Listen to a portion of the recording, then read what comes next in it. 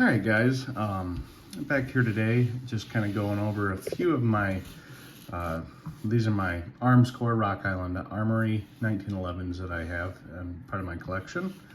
So I'll just kind of go over them real quick, kind of show things I like about them and what I think of Armscore generally in terms of their reputation in the 1911 world, as well as how competitive they are. Okay, so first of all, I got my BBR 3.10. As you can see, 3.10. This is a 10 round double stack. As you can see, she's thick. She's thick. Double stack magazine. Definitely chunky to hold on to, but you have all your 1911 accoutrements. It does have some porting here in the barrel as well. So that's a pretty cool gun. This has a lot to share in lineage with the Para-Ordnance Warthog. So if you like that, this is definitely something to pick up. Oddly enough, it's my smallest 1911, but also my highest capacity 1911. So that's kind of why it's part of my collection, but it is just generally cool too. I like it. The only complaint I have about it is I got one grip panel that's loose, even though everything's tightened up. I haven't tried putting O-rings or anything in there, but yeah, as you can see. But that's it, really. It's a fun gun to shoot. My next one is my Rock Island stainless. This is an EFS model, as you can see there. Really, I think this is a really slick pistol from Rock Island Armory.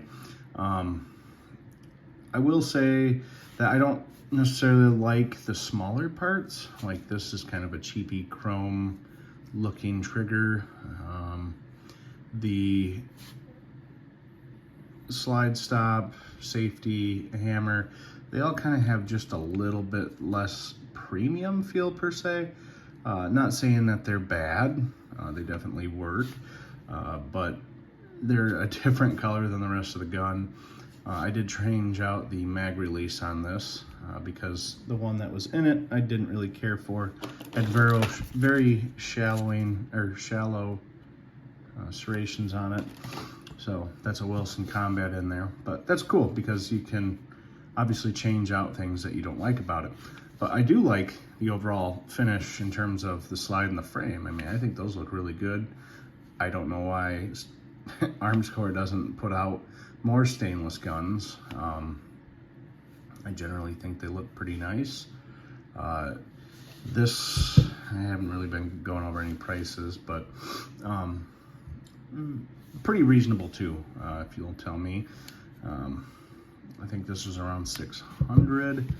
I think all these were, I think this was about 500, and this was about 600, but this one, I'll get there. But yeah, so, I mean, they're pretty, the stainless one's pretty cool.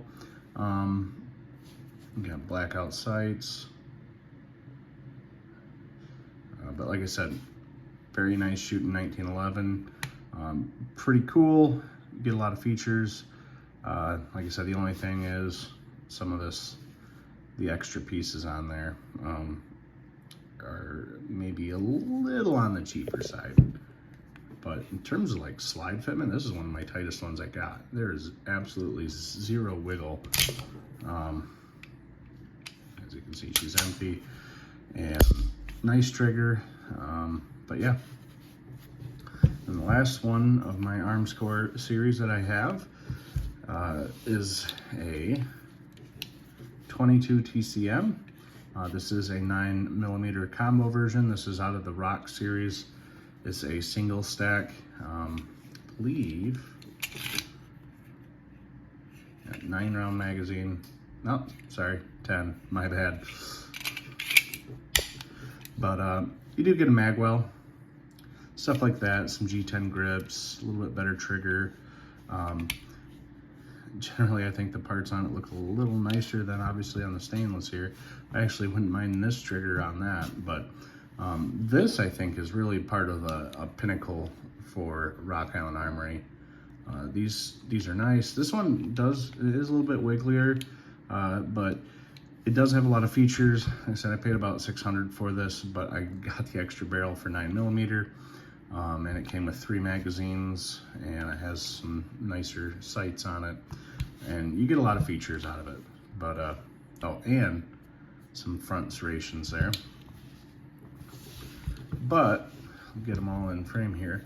I mean, generally, my consensus is that Rock Island does a pretty good job of putting out some budget-friendly 1911s. Now, all these examples aren't obviously their cheapest options. Rock Island used to be in that niche of being in that $450 range, or $400, $450 for their basic GI models. But lately anymore, I really do not see their basic models. So really, this is kind of all I've been seeing is some of their more premium lines. In terms of the price line and where it fits, I mean, obviously these double stacks, the 22 TCM, I mean, they're the only name really, and not the only name in terms of double stack, but in this small guy, yes. They're the only name for these types of guns here. This one, a little bit more mainstream, but like I said, it has some cool features on it. But definitely there's some extra competition out there. T-Sauce and Gerson, Turkish 1911s, they are definitely hitting Rock Island hard with their pricing and their quality. But that's not to say that Rock Island's got poor quality or anything. They definitely have pretty nice featured pistols. I would definitely recommend them for anybody who's just getting into 1911s. You know, not a bad choice, especially if you want something a little different. But yeah, I mean, in terms of the company, they seem to be pretty decent.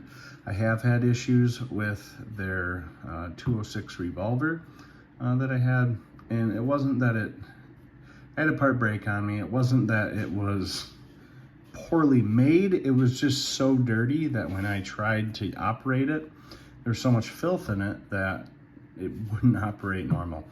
So I think that's also part of it, is that they leave the factory kind of a little on the grimy side. So I think it's a fairly well-known fact that to minimize any kind of issues that you do have with a Rock Island would be, my biggest recommendation would be to disassemble them and clean them. Just give them a thorough cleaning. They have a lot of grease and oils in them that have a lot of gunk built up, especially from shipping and stuff like that. And they are, you know, for the most part, all imported. So you're gonna have a little extra grime. But yeah, that withstanding, yeah, I think they're a pretty good buy. Will I get more? Probably.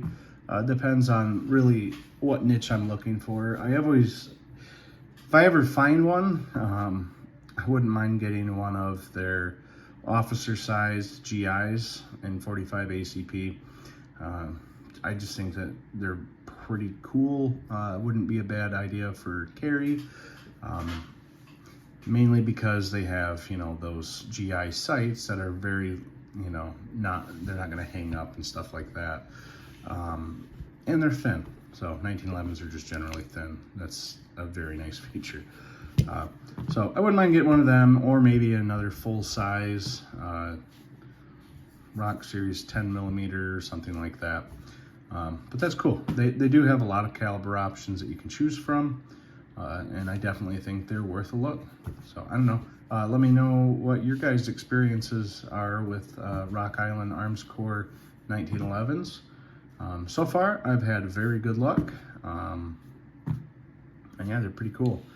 They definitely have kind of a utilitarian finish on them. Not always the most pretty, examples, but they do pretty good. Especially here in kind of my glaring light here, they really look really nice. So, but all right, yeah, again, let me know what you think, and I'll catch you back.